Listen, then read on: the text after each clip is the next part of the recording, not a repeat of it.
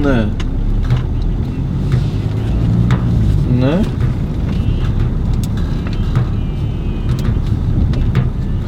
Ναι.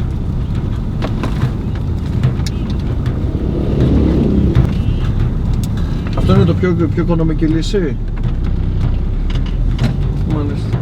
Καλά, άστο ρε κορίτσι μου να δω, γιατί πρέπει να μιλήσω με τη μητέρα μου γι' αυτό και θα σε ενημερώσω εγώ πάλι, εντάξει. Tada wir Art, tada wir Rag, tada wir Tracht, Scheibka,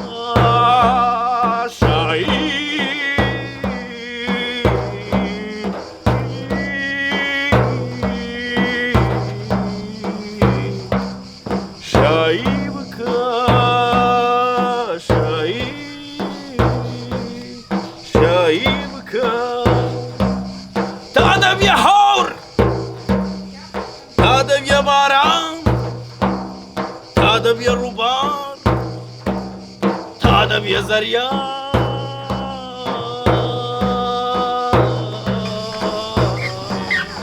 Yeah, she inspired me to write the song to celebrate Rumi and dancing and happiness and the love that we had together. I didn't write it like that. Actually, I sang it first because like when I play deaf, it's like for me it's like going into a kind of trance, and I just feel very free to sing and to just improvise. Yeah, I have to.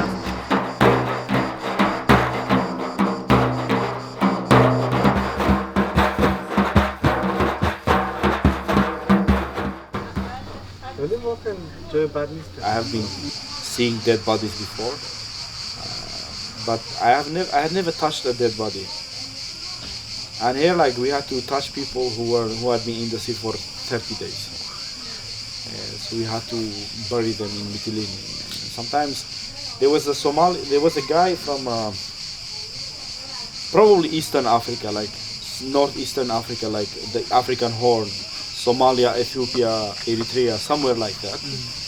He was between 16 to 19, and he was circumcised, and he was black, and we were guessing, okay, like this guy is Muslim, he's black, he's between 16 to 19 years old, but where is he from? So one would say like he was Sudanese, Somalis, or Eritrean or whatever, you know. And of course we didn't know his name, we didn't know his history, we didn't know why he was here, why he died, how he died. And it was really difficult for me to handle those kinds of things, you know, like the guy from Konetra, he was Palestinian Syrian, Muhammad, he was the first one who we buried. I participated in the burial. There was a Somali woman who died by a heart attack in Moria, and like she was here with her two sons, they were young men. So she had a name, she had a family. They came from Sweden to bury her, and they buried her. And then she was put in a what's it called? The thing that they put the dead bodies in when you bury them. Coffin? A coffin, yeah. Yeah. So like this woman, it was like a privileged dead person because she had a name, she had a family around her. The persons who know her history, they prayed the prayer of the dead on her graveyard, and she was buried in a proper way, you know, with a coffin. Okay, she was washed in a morgue, but the others, they were just. Once we were like praying for 4 bodies at the same time, and because they were smelling so much, they had to be in the car, you know. Mm-hmm. The guy, he was a Syrian guy who lived here. This amazing person. He was always leading the burials and prayers. So we like the graves were digged and stuff like that, and he said it's okay. We can pray on them while they are in the car. you know. So we prayed on them, like, while they were in the car, all the dead bodies, and then we buried them without knowing who they were, where they were from, or whatever. And they really smelled. They all of a sudden they were like arguing for, they were defending open borders. They were saying, okay, let's open the borders, let's embrace this new reality, you know. We have an aging population in Europe, we need new working force, we need new energy in this, in our continent, blah blah blah. And then something happened. Like there was this incident in Cologne, in Cologne, and also some other incidents in Sweden. And the narrative, like somehow they, there was some sexual harassments in a very specific place by very specific people,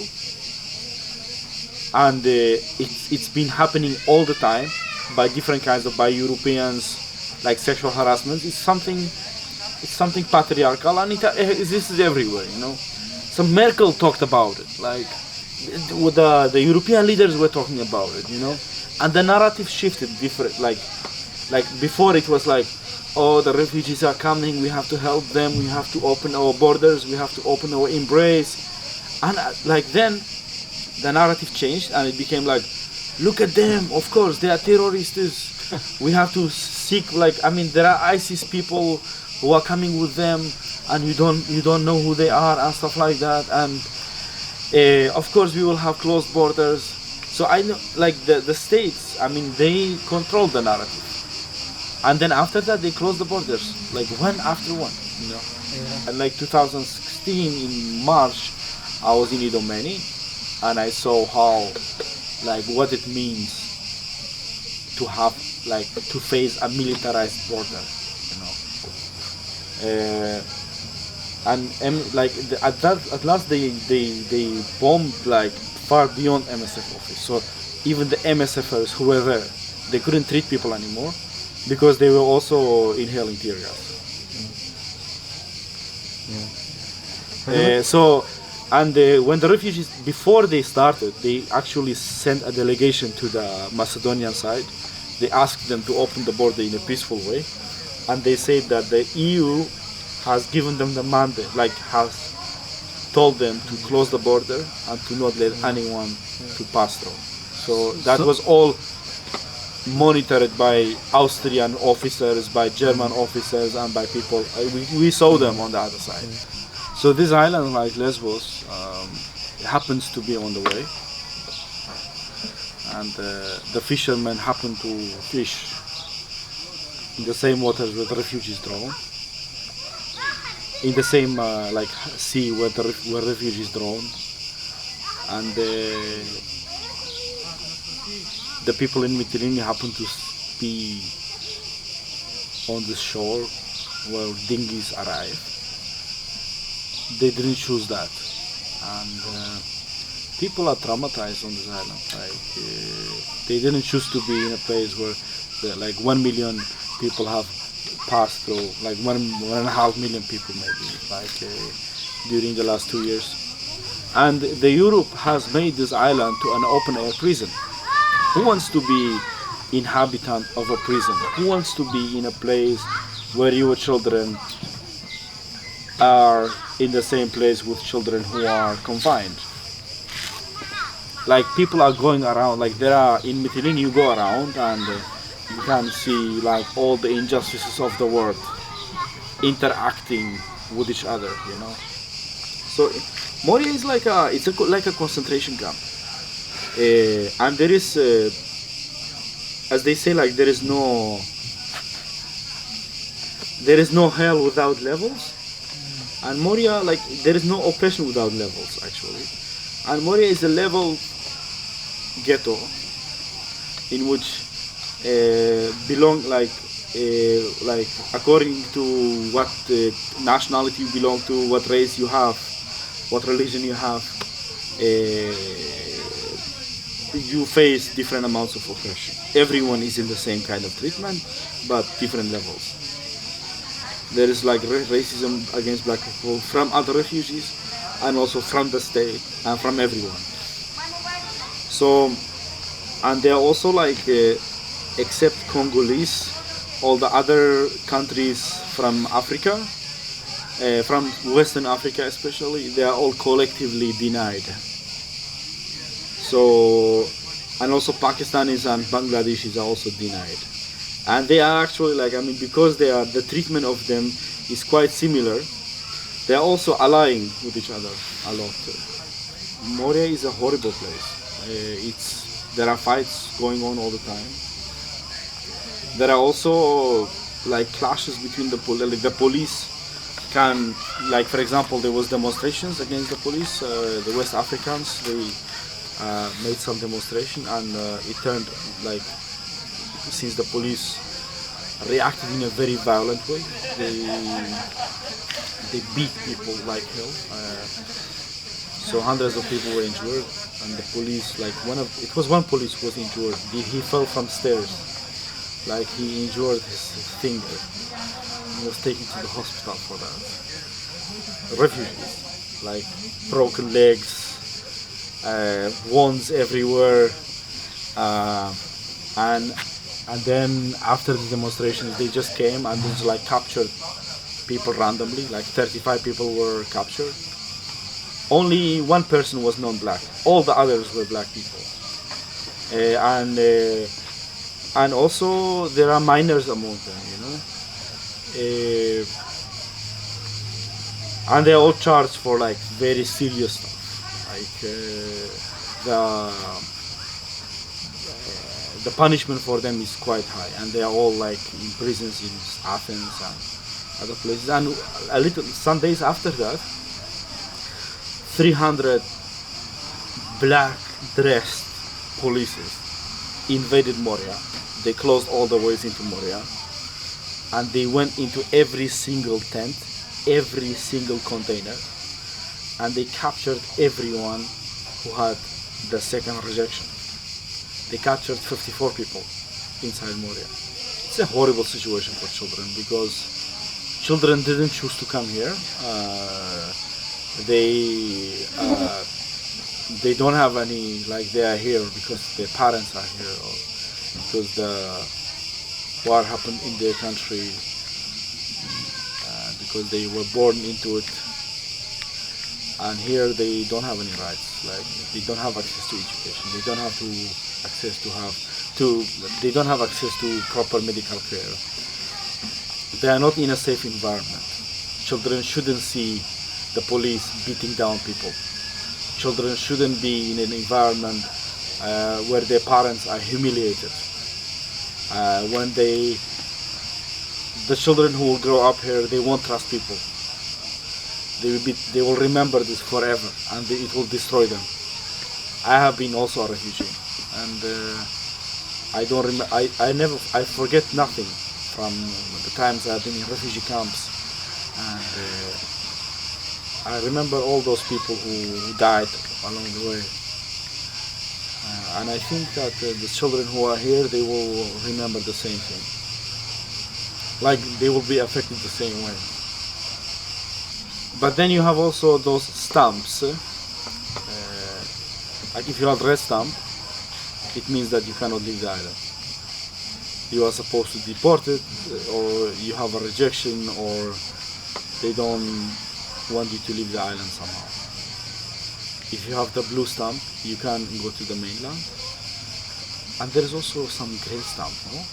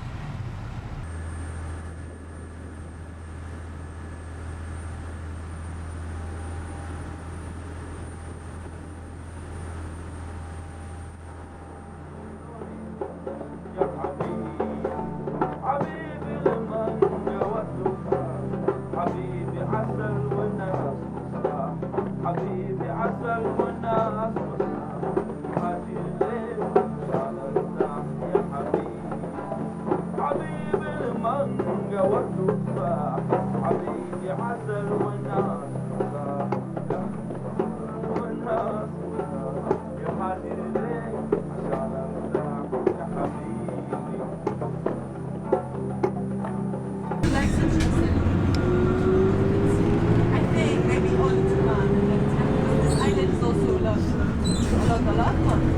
Evet. واستناك انا في الكبر بضحي لك انا بعمري بضحي لك انا بعمري عشان روحي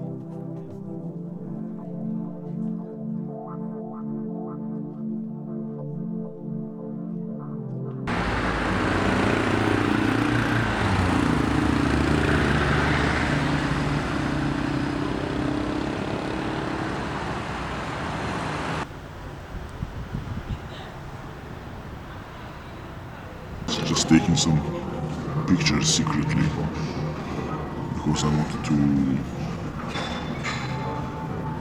Yeah, you want to document, you know, like this is a horrible, like it's a fucking atrocity going on, and you want to document it, you know. This is there's new tents which are like due to the new arrivals, people are just setting them up, like they had disappeared after 2015, but now they have reappeared again.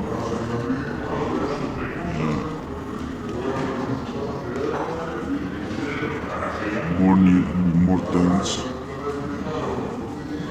Yeah, I also know, like I know several people who are inside who was supposed to be deported. I think one of them was deported 4 days ago. This is the food distribution.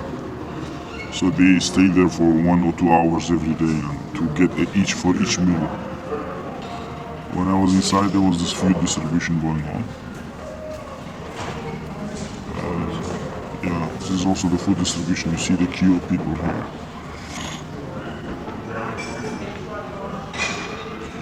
Another picture of Moria. Kids playing. They capture them, they hold them in prison for 2-3 months, and then they deport them. And some of them, they will get the blue stamp and they can leave the island. Some of them will have to wait a little more.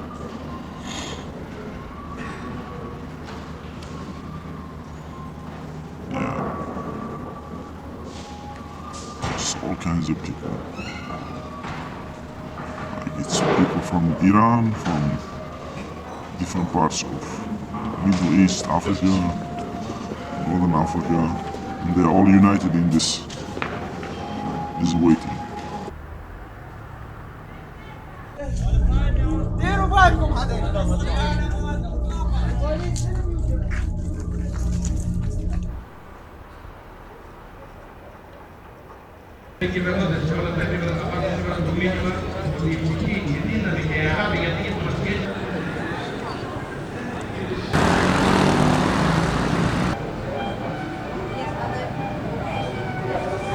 τον κύριο Μπουζάλα. Και έτσι καταραίει ο μύθος αυτός. Πέρα από αυτό όμως, δεν μπορεί... Εμείς το ΤΕΟΕ και αλίμονο χάος και όχι χάος μόνο στα νησιά. Χάος στην Ευρώπη, διότι εμείς κρατήσαμε για την Ευρώπη. Δεν έχουν καταλάβει ότι είμαστε τα σύνορα της Ευρώπης. Δεν έχουν καταλάβει ακόμα πιθανότατα ορισμένοι ότι εκπροσωπούμε τις αρχές και τις αξίες και τον πολιτισμό. Πρώτα τον ελληνικό και μετά τον ευρωπαϊκό. Εδώ, σε αυτή την ακριτική γωνιά της πατρίδας μας, αλλά και της Ευρώπης ολόκληρης. Του λαού της Λέσβου και ειδικότερα των κατοίκων και με δημόσιο διάλογο να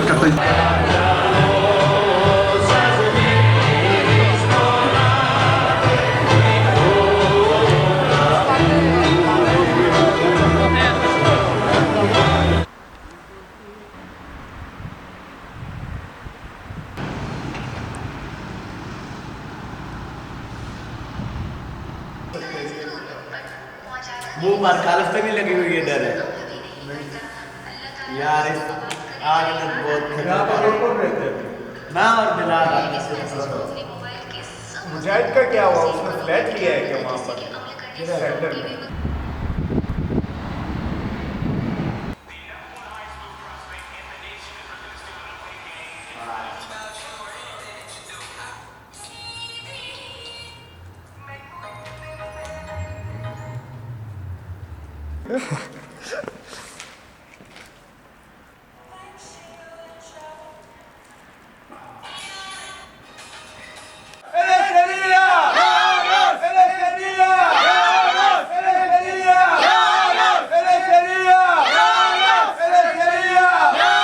Freedom!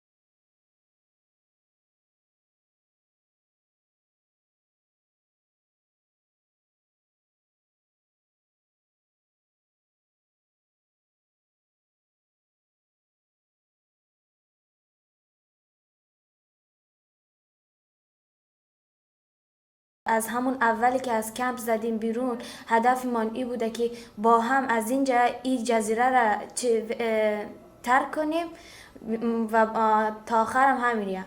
یعنی با هم میخوایم بریم از اینجا. اول این هدفمان بود ولی الان فقط تنها چیز خواسته من اول آزادی حسامه. من قیلی قیاسم 16 سالمه و از کشور افغانستان مهاجرت کردم به اروپا. به دلیل اینکه کشورم هیچ امنیتی نداشت و اون شهری که اگه اسمش هم شنیده باشین هلمند بود و در یک قسمتی زندگی میکردیم که دور تا دور من فقط طالبا بود. که اون چیزی که من میدونم فکر کنم کیسش کیس سیاسی مذهبی بوده و اومده اینجا دوبار اینترویو شده و هر دوبارش رد شده. ولی خب هیچ پناهنده‌ای طبق قانون نباید ریجکت بشه، بازگشت داده بشه. و حسام حتی اینجا اعلام هم کرده بود که اگه روزی که بخوام برش گردونه ایران خود دست به خودسوزی میزنه. منم ایمان علی دوستی هم از کشور ایران و به دلیل مشکلاتی که با سیاست و حکومت کشورم داشتم مجبور به ترک خاکم شدم. و اگه هم الان دارم صحبت میکنم فیس اسم من یا الی نیست، ما نماینده این گروهیم. دلیل اصلا تظاهرات توی میدون صفا چی بود؟ یعنی اصلا دلیل مشخص چی بود؟ برای چی؟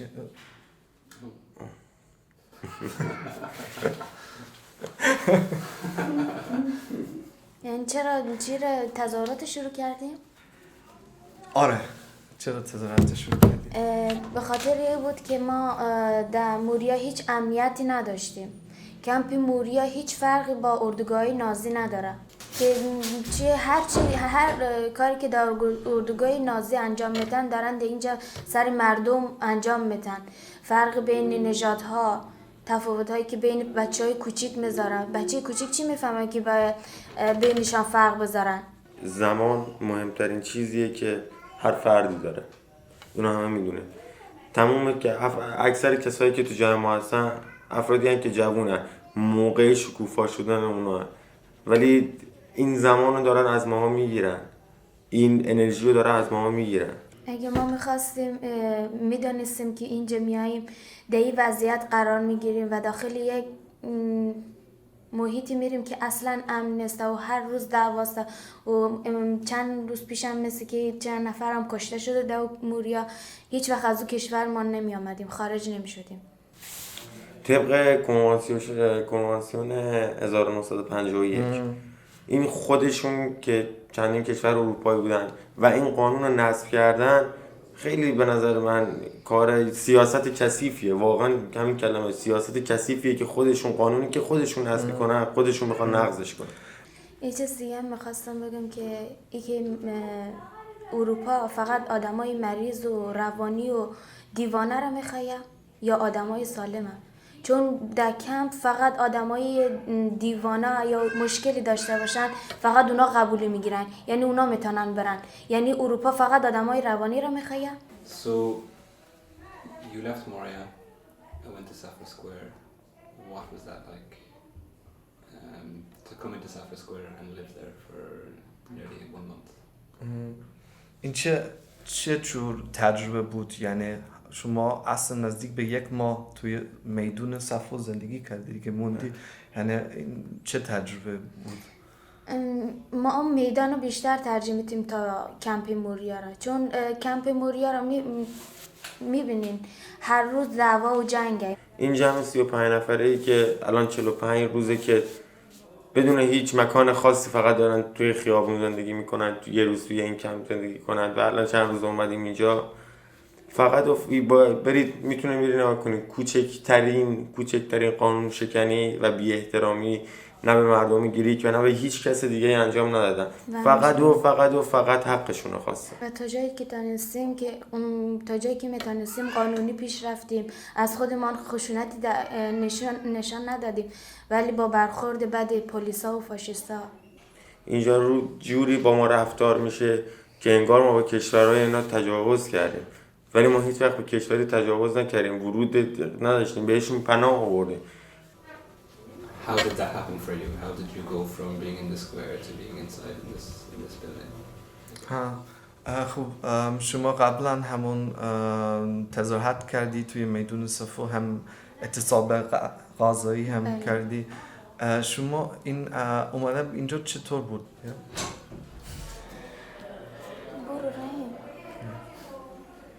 بعد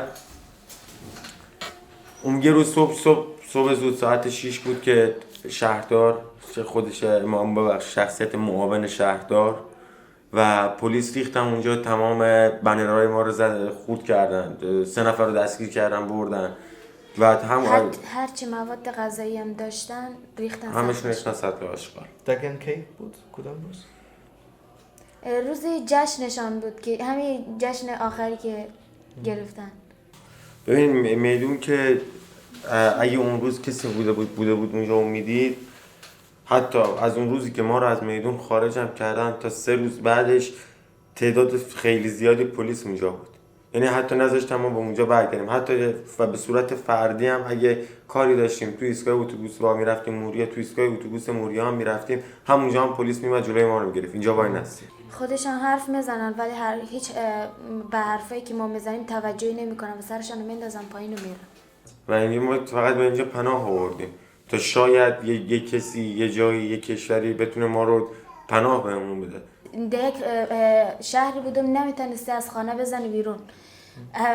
پناه آوردم به اروپا چون آرزویی که نتونستم در کشور خودم به دست بیارم بیام این کشور بتونم آرزوهای من برآورده کنم و برسم برای، ولی کتی که دی مدت که اینجا بودم.